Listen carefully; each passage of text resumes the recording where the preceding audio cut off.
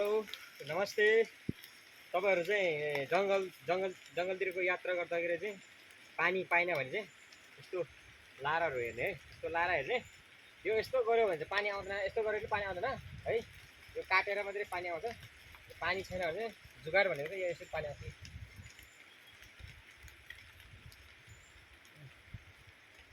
यस्तो यस्तो लारा पानी आउँछ है। मैले यहाँ काटिसकेँ ल। यसको यो मैले यो अहिले यसको काटेँ हो। तर यो मैले काटेको, तर यहाँ पानी आएन होइन। यो माथिबाट काट्यो भने यहाँ पानी आउँछ क्या है। मैले यहाँ काट्छु।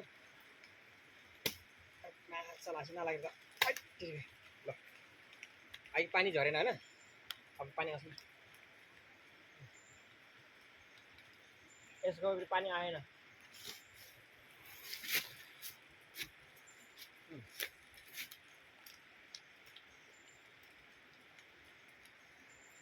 जङ्गलको जुगाड भनेको यो पानी। त्यो लारामा चाहिँ यो पानी चाहिँ कस्तो भने यसको चाहिँ माथि सोसेको हुन्छ कि अक्सिजन। यसमा दुईपट्टि काट्नुपर्छ अनि यो चाहिँ यसरी थाप्नुपर्छ। यो भनेको चाहिँ जङ्गलतिरको यात्रा जाँदाखेरि चाहिँ पानी पाएन भने कुनै अवस्थामा यस्तो लाराहरू हेर्ने। अनि अर्को पनि हुन्छ, अर्को लारा पनि हुन्छ। त्यो लारा एउटा त्यहाँ पनि हुन्छ। अनि तपाईँको यो मैले यो भाग काटेँ होइन, तर यहाँ पानी चुहिएन कि। माथिपट्टि काटेर यसरी खायो भने पानी झर्छ। फेरि यस्तो तेर्सो गऱ्यो भने पानी आउँदैन होइन। ल, पानी खाने जुगाड चाहिँ यो हो। तर यो फेरि के अरे एकदम फिल्टर भिटामिन पनि हो। तर यसमा फेरि फाइदा के हो भने लिङ्गे खेल्ने यस्तरी लिङ्गे खेल्नु भने यसरी यसरी लिङ्गे होइन। लिङ्गे खेल्छ नि तिहारतिर यसरी। तिहार त लिङ्गे खेल्ने यसरी हो।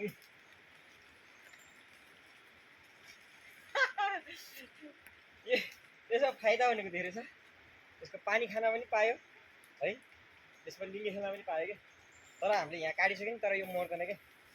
फेरि माथि यो चाहिँ जस्तै यसमा भनेको चाहिँ यो अक्सिजन हुन्छ। यसमा भनेको चाहिँ पानी भइरहेको हुन्छ। तर हामीले काट्यो पनि यो मर्दैन। यो भने चाहिँ यस्तो चिज हो। यो के अरे यस्तो राम्रो जडीबुटी हो कि यो भनेको नि एउटा भनौँ न एउटा लारा बाख्रा हो।